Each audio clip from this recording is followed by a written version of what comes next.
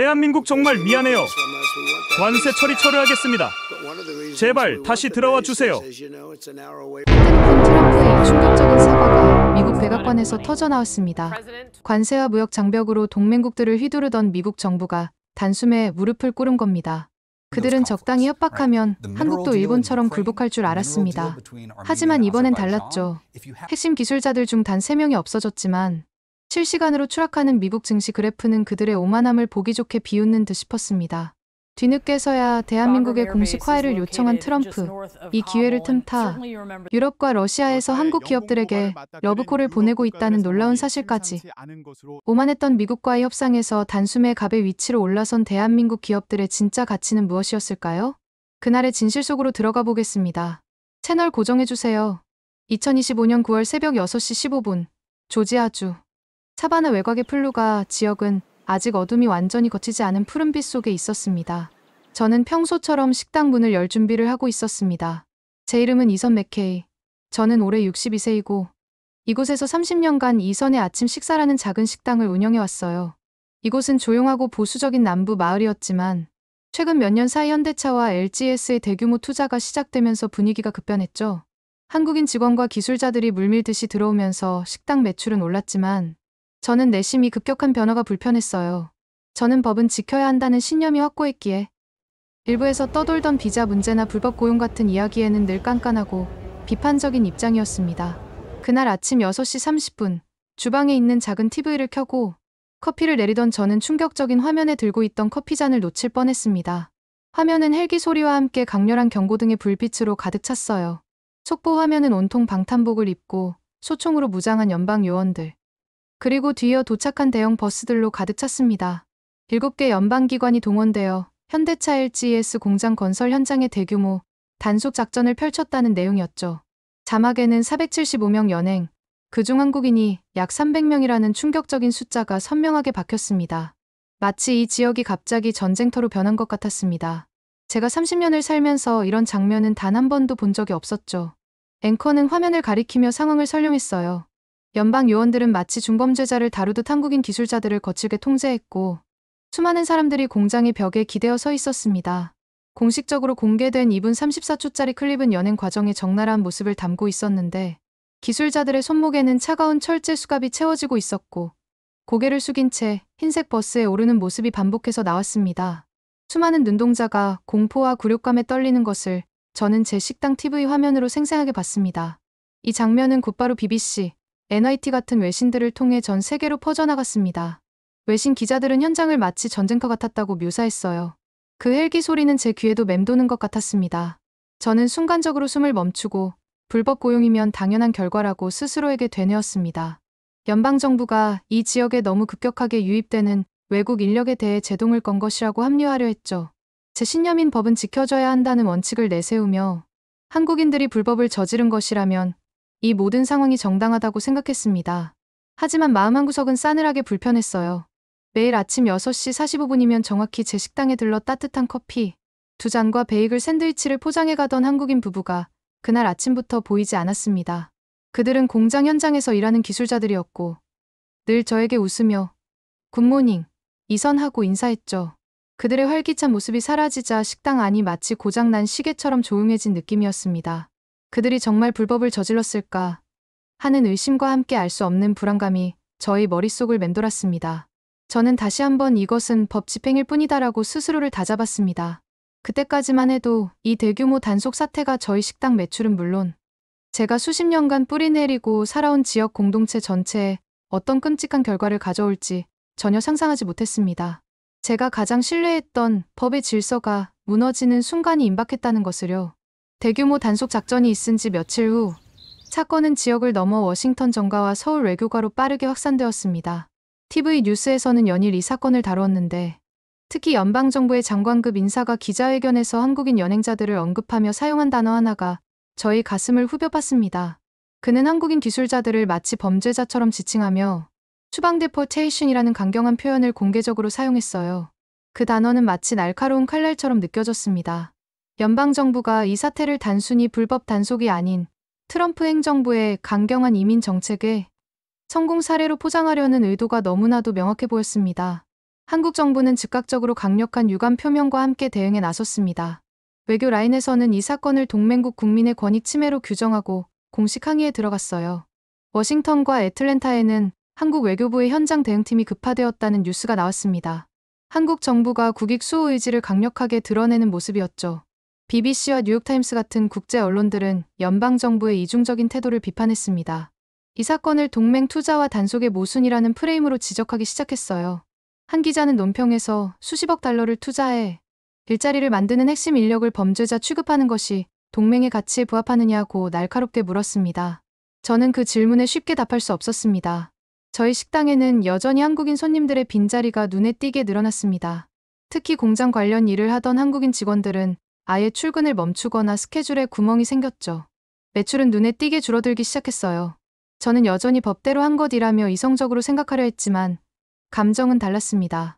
매일 보던 얼굴들이 사라지자 식당 분위기는 마치 생기를 잃은 듯 썰렁해졌습니다. 저는 은연중에 한국인들이 일자리를 많이 가져온다고 불평했지만 그들이 만든 경제적 빈자리가 이렇게 클 줄은 몰랐습니다.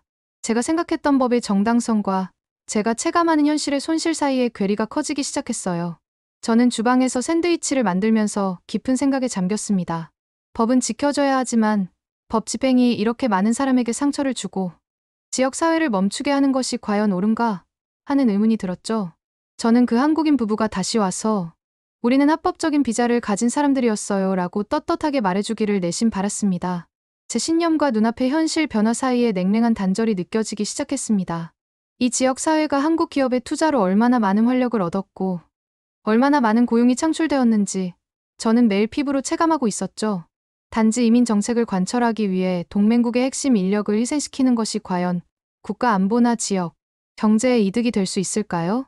저는 제가 가진 보수적인 편견과 한국인들의 품격 있는 행동 사이에서 깊은 갈등을 느끼고 있었습니다. 이 사건은 더 이상 저에게 남의 일이 아니었습니다. 단속 사건 이후 제 식당을 찾은 단골 하청 계약자는 테이블에 앉아 깊은 한숨을 쉬었습니다. 그의 이름은 존이었고 그는 현대차 공장의 핵심 설비의 부품과 소프트웨어를 공급하는 일을 하고 있었죠. 그는 마치 골마 터진 상처를 보여주듯 저에게 공장의 실상을 털어놓기 시작했습니다. 그의 얼굴에는 불안과 초조함이 가득했습니다. 이선, 사람들은 이들이 단순한 건설 현장 노동자나 저숙련 근로자라고 생각하지만 그렇지 않아요. 이건 최첨단 공장입니다. 우리가 다루는 설비는 고숙련 장비고 장비의 성능을 극대화하는 한국어 기반의 독자적인 프로그래밍을 필요로 합니다. 미국 내 대체 인력을 찾는 건 불가능해요. 그런 엔지니어가 우리 지역에 어디 있겠어요? 존의 다음 말은 저에게 충격 그 자체였습니다. 저희 라인에는 3명의 한국인 기술자가 있었습니다. 그 3명은 일종의 마스터 키를 가진 사람들이었어요. 한 명은 장비의 최적화 코드를 짜서 불량률을 획기적으로 낮췄고 한 명은 복잡한 소프트웨어 오류를 새벽까지 붙잡고 수정하는 전문가였죠. 그 3명만 없어도 라인이 완전히 섭니다. 미국인 엔지니어들이 서류상으로는 할 수 있다고 되어 있지만 실제 현장에서 그들의 빈자리를 채울 수는 없어요.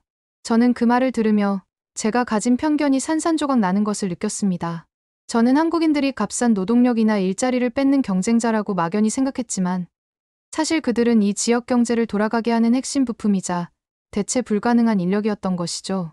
그들의 기술력과 숙련도가 이 거대한 투자 공장의 심장이었던 겁니다. 존은 이어서 비자 문제의 구조적인 어려움도 이야기했습니다. 수련된 기술자 BJ-H-1B를 발급받는 데는 몇 달, 길게는 1년까지 걸립니다. 하지만 공정은 기다려주지 않아요. 최신 설비를 설치하고 시험 가동해야 하는 타임라인은 너무나 급박했습니다. 기업들은 급한 불을 끄기 위해 비자 병목을 피하려 했을 겁니다.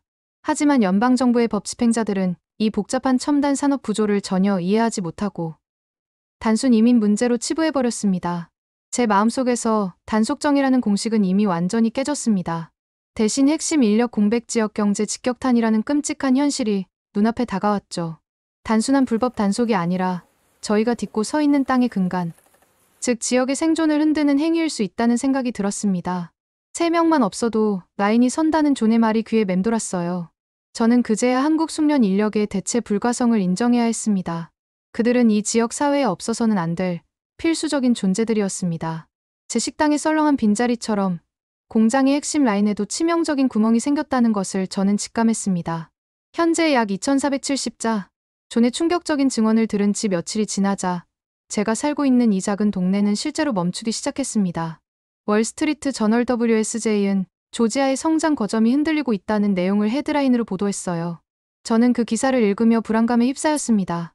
신문은 단순한 공장 가동 중단의 문제가 아니라 한국 기업의 대규모 투자로 급성장했던 조지아 경제의 심장 자체가 멈추려 한다고 경고하고 있었죠. 저희 식당 상황부터 비상벨이 울렸습니다. 한국인 단골 손님들이 사라진 여파가 생각보다 컸어요. 저는 주방에서 계산기를 두드렸습니다. 단속 이전과 비교했을 때 식당의 일일 카드 매출이 급감했다는 것을 눈으로 확인해야 했습니다. 단순히 한국인들만 안 오는 것이 아니었어요.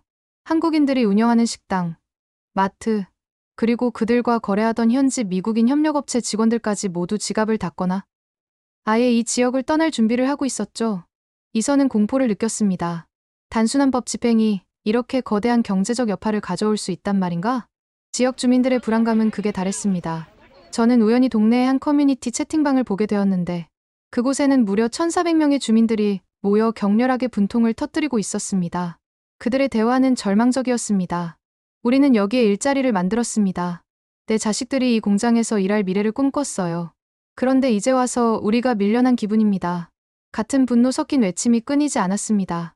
저는 그들의 글에서 깊은 상실감을 읽었습니다. 돌이켜보면 현대차와 LGES의 투자는 이 지역에 기적을 가져왔어요. 공장 건설 발표 이후 지역 인구는 22%나 급증했습니다.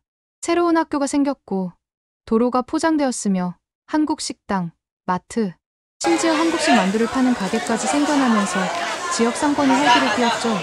한국은 단순히 돈만 투자한 것이 아니었습니다. 한국은 이 지역에 새로운 삶을 심어주었어요.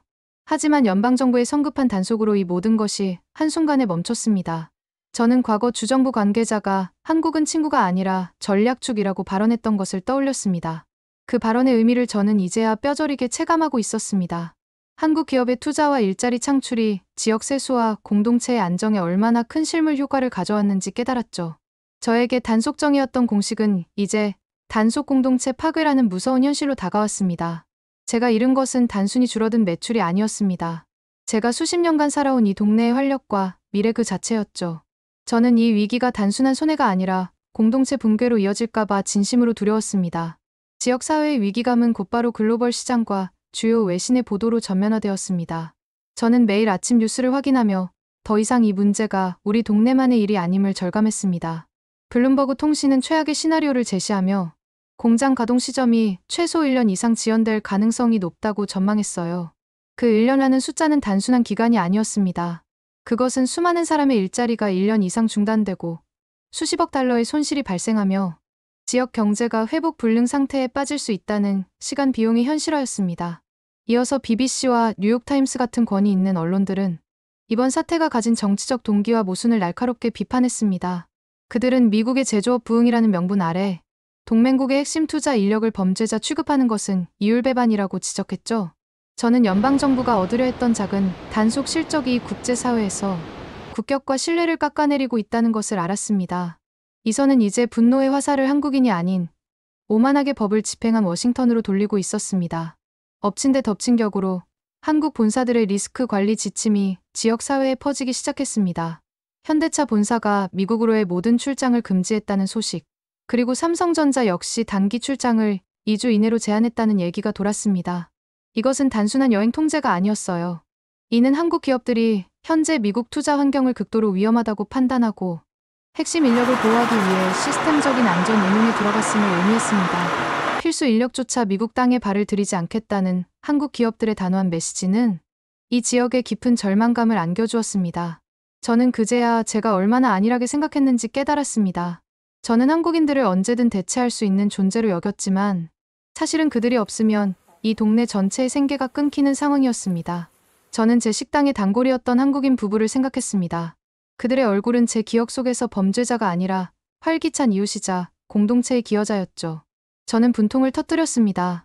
이건 불법 잡기가 아니라 우리의 동네 생계를 끊는 일이다. 법 집행의 오만이 수많은 사람의 삶을 파괴하고 있다. 저의 인식은 완전히 전환되었습니다. 저는 이 위기 속에서 한국 기업의 침착함과 시스템적 보수성이 오히려 더 큰 안정감을 준다는 것을 인정하지 않을 수 없었습니다. 이제 제가 나서야 할 때가 다가오고 있다는 것을 느꼈습니다. 끔찍한 단속 사건이 발생한 후 가장 먼저 움직인 것은 다름 아닌 지역의 한국인 이웃들이었습니다. 저는 그들이 분노하거나 보복을 주장할 것이라고 생각했지만 전혀 달랐어요. 그들은 자발적인 돌봄, 통역, 모금 활동을 조직했습니다. 연행된 동료들의 가족들을 위해 밥을 지어 나르고 변호사와 연결해 주었으며 구치소 상황을 체크하는 모습은 저에게 큰 충격과 감동을 주었습니다. 그들은 침착했고 서로에게 깊은 신뢰를 보여주었습니다.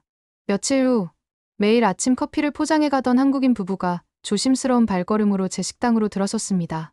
저는 깜짝 놀랐습니다. 그들의 얼굴에는 피곤함이 역력했지만 당당함과 품위가 느껴졌어요. 부부가 저에게 다가와 작은 목소리로 말했습니다. 이선, 죄송해요. 며칠 동안 못 왔습니다. 저희는 도망자가 아니었습니다. 저희는 모두 합법적인 비자를 가진 숙련된 엔지니어입니다. 다만 서류가 너무 많고 이민국의 서류 처리는 너무 느립니다. 하지만 공장 라인은 기다려줄 수 없습니다. 저희는 그저 저희 일을 했을 뿐입니다. 그들의 정돈된 설명은 저희 편견을 완전히 부쉈습니다. 저는 그들에게 진심으로 사과했습니다. 오해해서 미안합니다. 당신들은 우리 동네의 소중한 이웃입니다. 그들은 빙긋 웃으며 괜찮습니다. 이선, 우리는 함께 살아야 합니다라고 답했습니다. 저는 그들이 분노 대신 연대를 택하고 정돈된 설명으로 신뢰를 회복하는 모습에서 깊은 감명을 받았습니다. 그날 오후, 저는 공장 하청 계약자 존에게 이 이야기를 전했습니다. 존은 고개를 끄덕이며 말했어요. 이선, 그들의 말이 맞습니다. 지금 현대차와 LG에스는 한국 내에서 우리 없이도 미국은 못 산다는 여론을 증명하고 있어요. 저희가 그들을 대신할 회사를 찾는 것은 불가능합니다. 존의 말을 통해 저는 한국 숙련 기술의 대체 불가성이 단순한 자랑이 아니라 지역 경제를 지탱하는 현실임을 다시 한번 깨달았습니다. 그들은 더 이상 단순한 손님이 아니었습니다. 그들은 이 동네의 생계를 함께 책임지는 가족이 되어 있었던 것이죠. 제 마음속 깊은 곳에서부터 한국인들에 대한 경외심이 피어났습니다. 지역사회의 압박과 외신의 비판이 거세지자 마침내 워싱턴과 한국의 외교 라인에서 톤다운과 수습 모드로의 전환 조짐이 보이기 시작했습니다. 저는 이제 이 위기를 단순한 해결이 아니라 새로운 관계, 정립의 기회로 만들어야 한다고 생각했어요. 저는 용기를 내어 시청사에서 열린 커뮤니티 미팅에 참석했습니다. 그곳에는 한국 기업 관계자들, 현지 주민들, 그리고 주정부 관계자들이 모여 있었습니다. 수많은 사람이 연방정부의 성급한 단속을 비판했고 한국 기업의 투자를 옹호했습니다. 발언대에 선 이선은 마이크를 잡았습니다. 떨리는 목소리였지만 제 마음속에는 확고한 메시지가 있었습니다. 저는 연방정부 관계자를 향해 외쳤습니다. 저는 이선 맥케이입니다.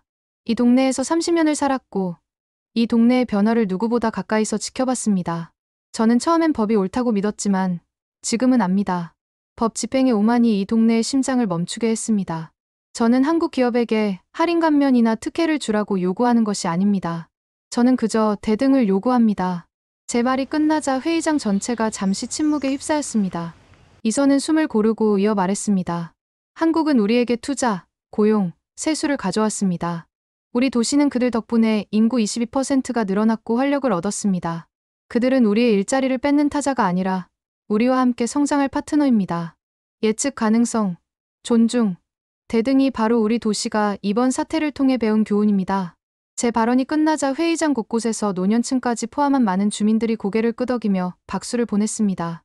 일자리 뺏는 타자라는 기존의 인식이 전략적 파트너라는 새로운 인식으로 급변하는 순간이었습니다. 한국의 국격 프레이밍은 단순한 피해자에서 대등한 협력의 주체로 전환되고 있었습니다. 한국 기업의 투자와 고용이 전 계층이 체감하는 현실적 이익이라는 점이 모두에게 명확해졌습니다. 이제 이 위기는 저에게 새로운 관계를 만들 기회가 되었습니다. 커뮤니티 미팅에서의 발언 이후 저는 작은 희망을 보았습니다. 연방정부는 보복이나 선동 대신 실무 협의와 현장 보호 기조로 선회하기 시작했습니다. 한국 외교팀과 주정부 관계자들은 급박하게 움직이며 연행된 인력에 대한 비자 문제와 재발 방지책을 마련하는 데 집중했어요. 저는 이것이 승리라기보다는 신뢰 재건의 시작이라고 생각했습니다. 사태가 조금씩 해소되자 저는 다시 식당 운영에 집중했습니다. 며칠 전 저는 식당 메뉴판을 수정했어요. 늘 팔던 아침 메뉴 옆에 제가 좋아하는 한국인 부부가 좋아하던 메뉴를 추가했습니다. 이선 김치와 수제 만두였습니다. 메뉴판 옆에는 작은 손글씨 메모를 남겼습니다. 손님이 아니라 이웃이었다. 그들이 돌아와야 이 동네가 돌아간다. 이선은 더 이상 한국인들에 대해 편견을 갖지 않았습니다. 한국인 이웃들은 다시 식당을 찾기 시작했고 그들과의 대화는 더욱 깊어졌습니다. 저는 그들의 문화와 언어를 조금씩 이해하려고 노력했고, 그들은 저에게 진심으로 고마워했습니다. 이 모든 사태는 저희 공동체에게 큰 시련이었지만, 결국 생활 속 침투를 통해 한미 공생의 가치를 깨닫게 해주었습니다. 한국의 문화, 상권, 일자리가 이미 저희 삶의 일부가 되어 있었던 것이죠. 저는 창밖으로 보이는 공장 건설 현장을 바라보며 마지막 깨달음을 얻었습니다. 산업안보와 경제 안정을 위한 최저 비용은 결국 최고의 신뢰였다는 교훈이었습니다. 강경한 법 집행이나 무역 장벽이 아니라 상호 존중과 예측 가능한 파트너십이야말로 가장 강력한 안전장치였습니다. 한국은 결국 보복이나 특혜 대신 대등한 파트너십을 요구했습니다. 그리고 저는 그들의 품격 있는 요구가 옳았음을 인정합니다. 저는 이제 한국인 이웃들과 함께 이 지역의 미래를 다시 만들어갈 준비가 되었습니다. 저희는 값싼 노동이 아니라 값진 이웃을 잃을 뻔했던 것입니다.